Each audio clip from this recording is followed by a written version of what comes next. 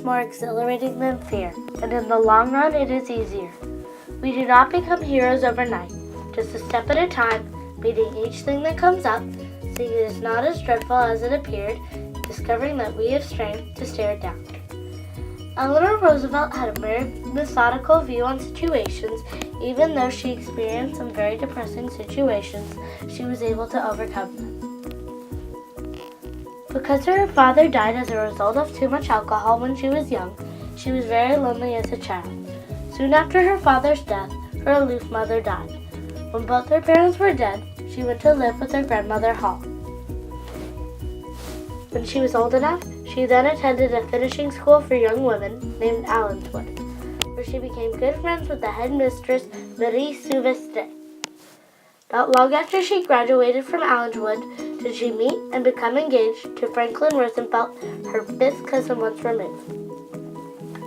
Several years later, they were married and had their first child, Anna, then their next child, James, then Franklin Jr., then their last child, Elliot. Since Eleanor's dad and mom died when she was very little, she became very independent at a very young age.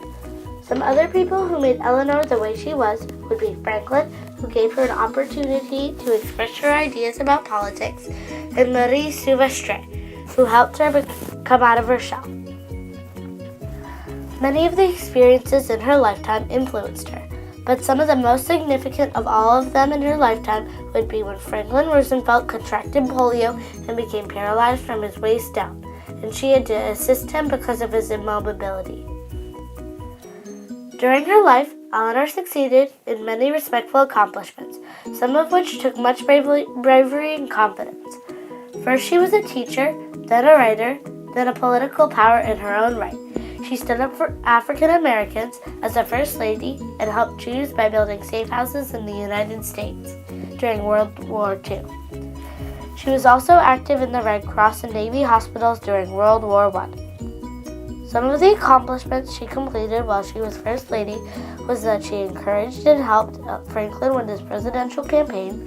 Also, she was appointed the chair of the Human Rights Commission, and she also helped draft the Universal Declaration of Human Rights.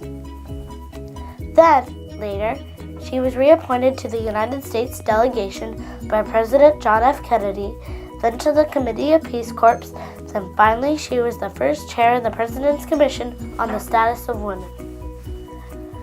Some things that we should remember about Eleanor Roosevelt are, without her, Franklin Roosevelt might not have won his presidential campaign and helped America through the Great Depression and World War II.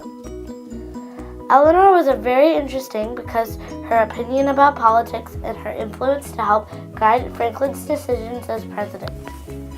In conclusion, Eleanor was a very persistent woman who did not lose confidence even though all the other political leaders were men. And even though her life had many ups and downs, she always came through in the end.